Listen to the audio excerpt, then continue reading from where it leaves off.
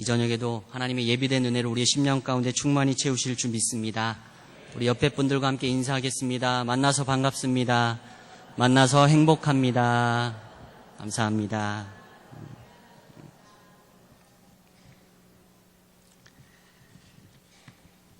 네, 오늘 믿음의 유산이라는 제목을 가지고 같이 함께 말씀의 은혜를 나누겠습니다. 미국의 빌 게이츠와 워렌 버핏이라는 사람이 있죠. 이들은 세계의 부자 중에 손가락으로 꼽을 만한 큰 부자들입니다. 그들은 그러한 큰 부를 가지고 있음에도 불구하고 국가를 위해서 부자들이 세금을 더 내야 한다고 주장하는 사람들 가운데 하나입니다. 쉽게 말해서 증세라고 하죠. 증세를 주장합니다. 가진 자가 더 내야 가지지 못한 자가 더 행복할 수 있고, 그래야 우리 사회 모두가 행복해질 수 있다는 것을 알고 있기 때문입니다. 돈은 속성상 많이 가지고 있어도 더 가지고 싶은 게 사람의 마음입니다. 못 가진 사람뿐만 아니라 돈을 많이 가진 사람도 거기에 만족하지 못하고 더 가지려고 하는 것이 돈의 속성이고 또한 사람의 욕심이라는 것이죠. 그런데 빌 게이츠와 워렌 버핏은 돈에 대해서 일반 사람들과는 조금 다른 생각을 가지고 있음을 우리는 알 수 있습니다. 돈 많은 사람이 더 많은 세금을 내서 미국 경제 어려움에 있어서 책임 있는 태도를 보여야 한다고 말하는 것입니다.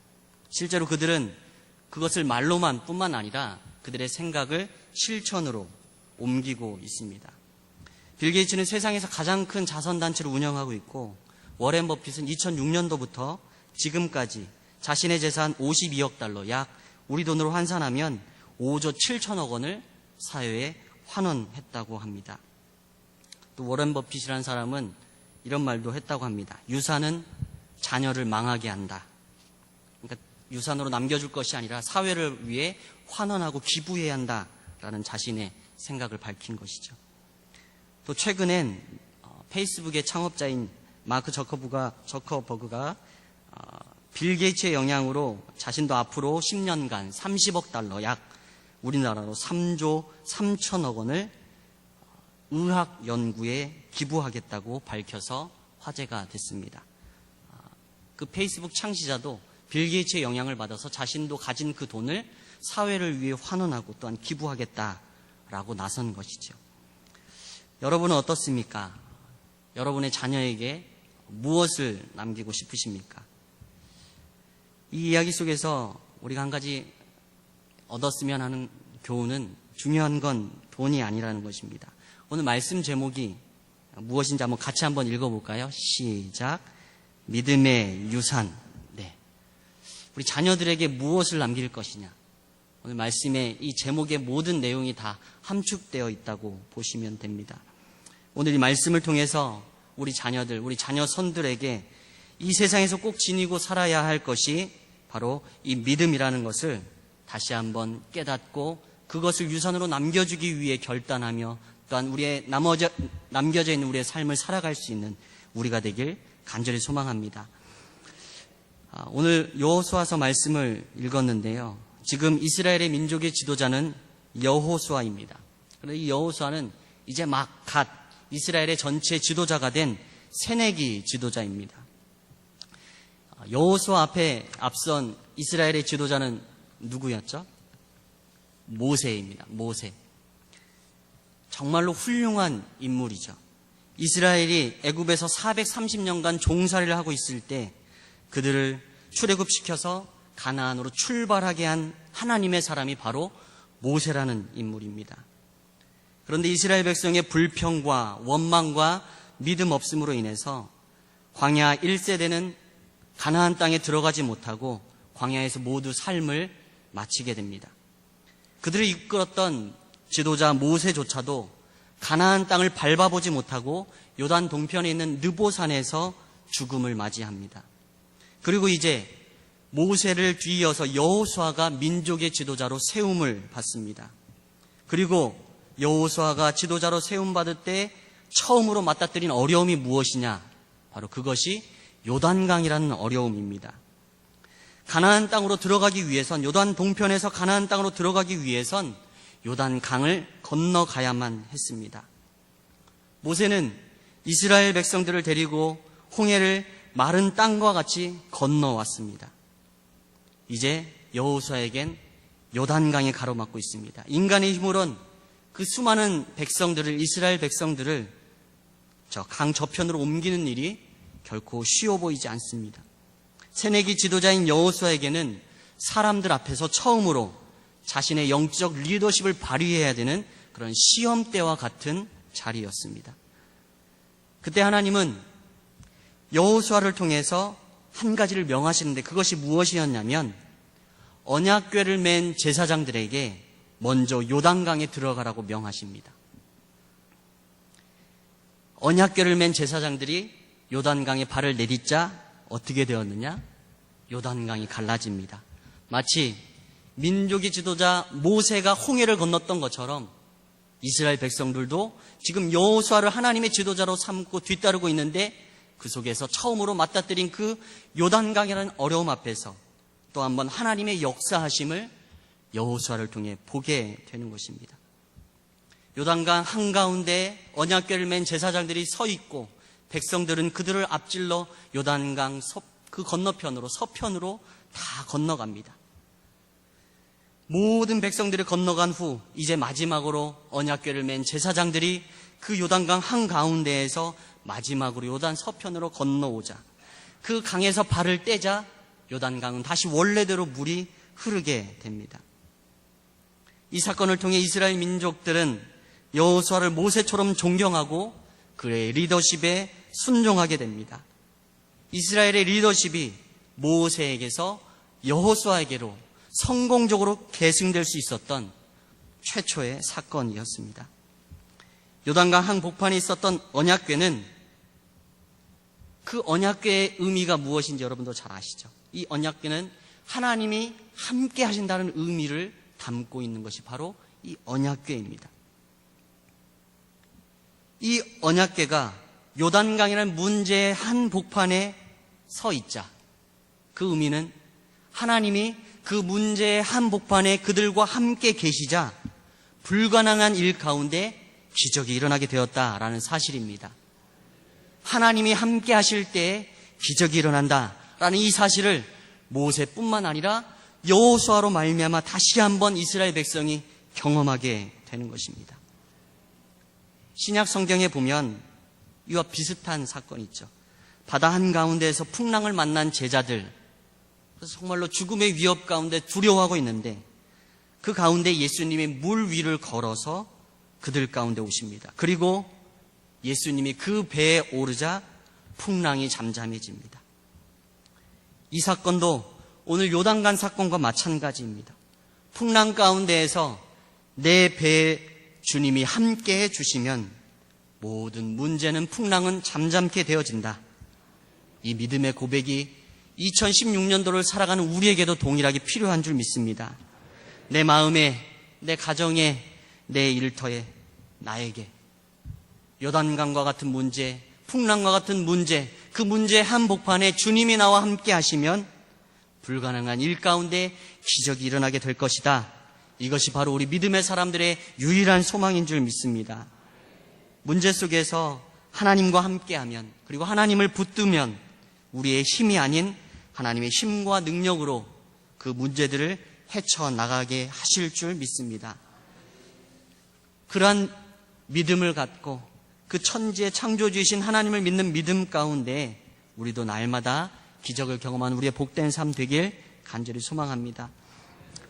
이런 기적의 현장을 여호수아를 통해 광야의 2세대들이 경험하게 됩니다. 그런데 이 사건 속에서 하나님은 다시 한번 독특한 행동 한 가지를 명하십니다. 각 지파에 한 사람씩, 이제 12지파니까 12사람이겠죠. 각 지파에 한 사람씩 나와서 요단강 한 복판에서 돌 하나씩을 가져다가 어깨에 메고 오라고 말씀하십니다. 언약궤를 맨 제사장들이 요단강 한복판에 있을 그때에 각 지파별로 한 명씩 나와서 그 요단강 한복판에, 보통 때는 배를 타고 건너야 했기에 바닥을 밟아볼 수 없었겠지만 지금 갈라진 상태잖아요. 그 갈라진 상태에 각 지파에 한 사람씩 나와서 그 강 밑바닥에 있는 돌을 하나씩 어깨에 들쳐매고 나오라고 명령하십니다. 그리고 그것을 요단강을 건너 처음으로 머물게 되는 길갈이라는 지역에 이 돌 12개를 세우라고 말씀하십니다. 오늘 왜 이러한 명령을 내리셨는가? 오늘 같이 24절 말씀을 같이 한번 읽어봅니다. 함께 24절 읽습니다. 이는 땅에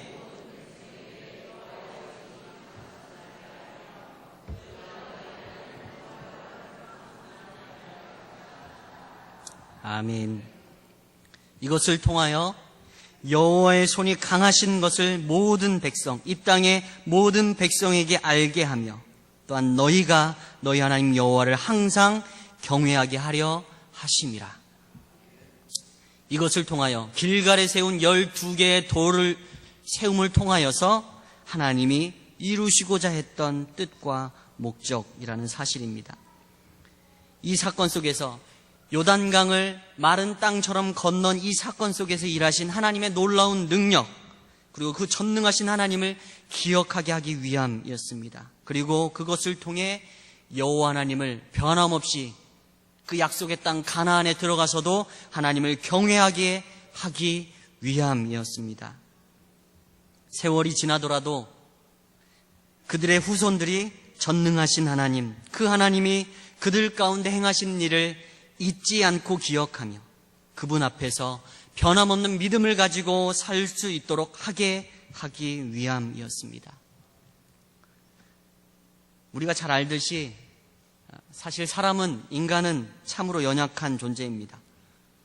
아쉽고 답답할 때는 하나님을 찾지만 평안하고 모든 일이 내 뜻대로 되고 순조롭게 진행될 땐 하나님을 잊어버리는 못된 습성이 있습니다.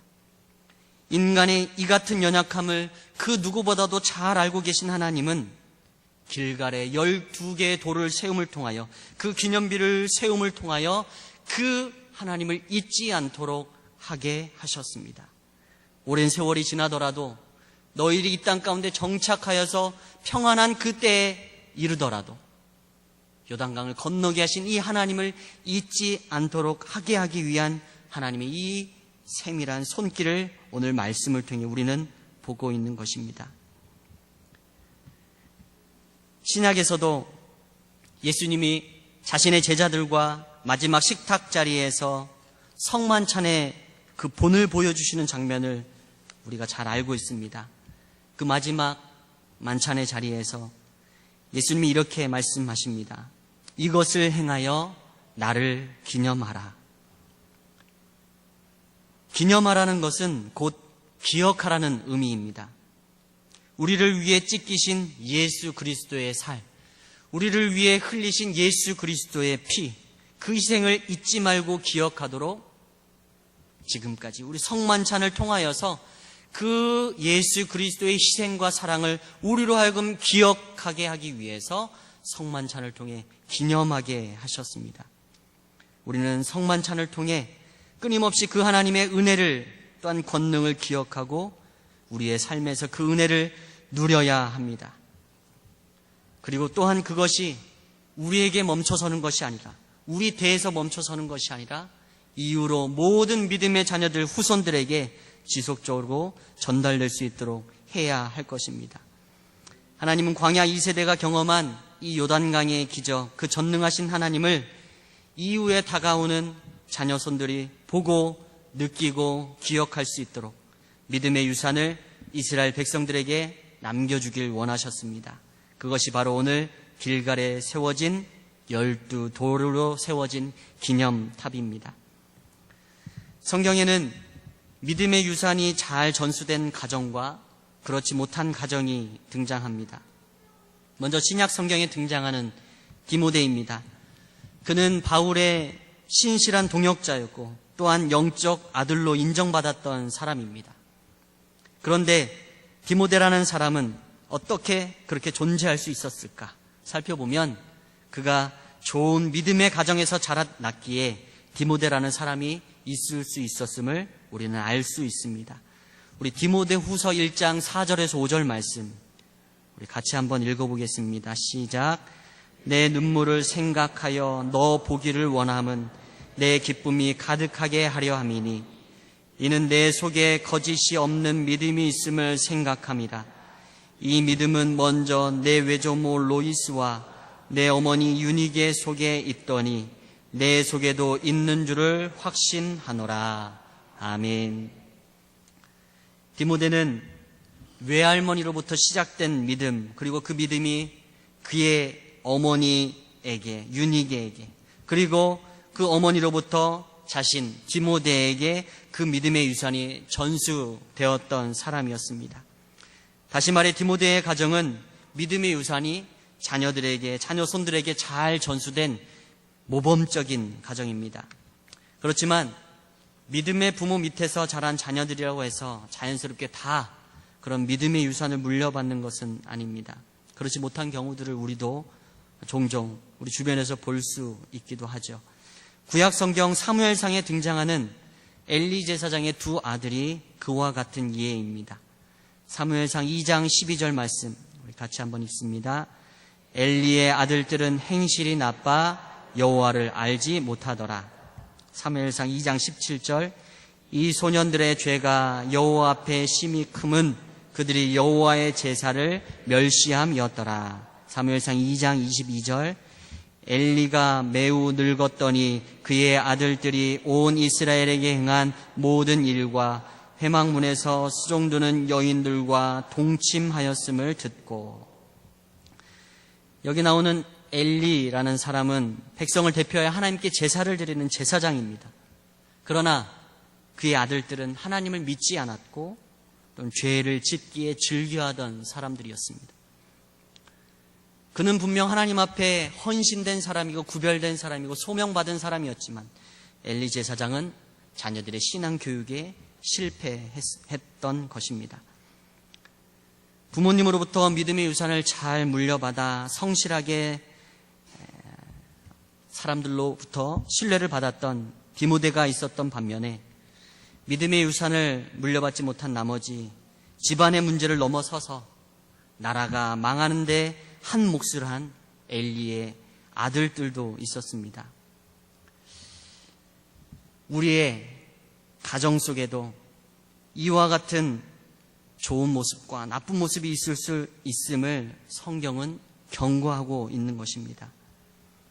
부모로부터 믿음의 유산을 물려받을 수 있는지 아니면 부모의 무관심과 방관을 통해 믿음에서 떨어져 버린 자녀들이 양육되는지 그것은 또한 우리 부모들에게 있는 또한 우리 1세대에게 있는 믿음의 1세대에게 있는 또한 책임이기도 합니다.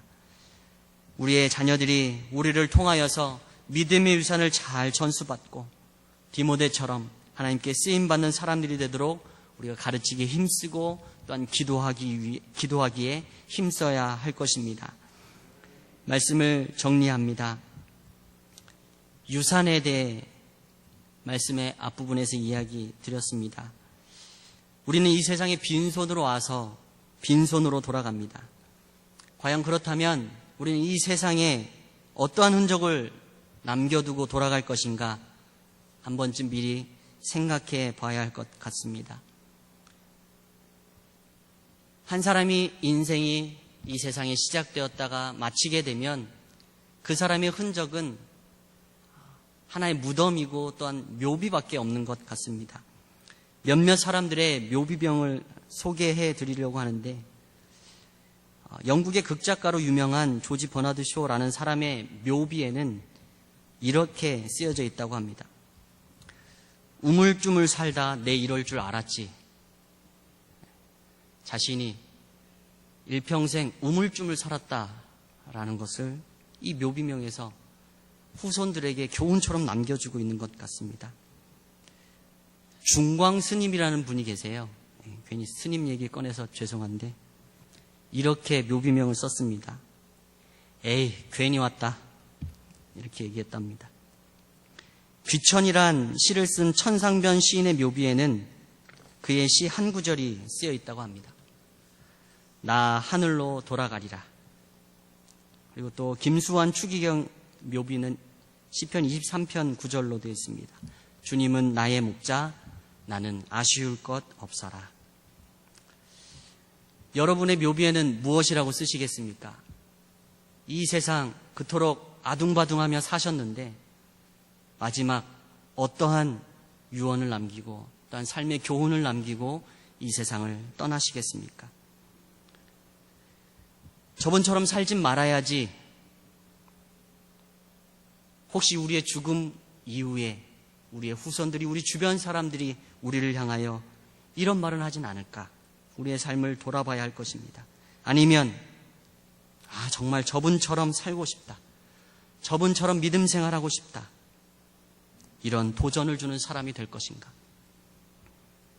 우리 믿음의 사람들이, 또한 믿음의 부모들이 자녀들에게, 또한 주변 사람들에게 물려주어야 할 유산은 다른 어떤 것이 아니라 바로 하나님을 인생의 주인으로 고백할 수 있는 믿음의 유산인 줄 믿습니다.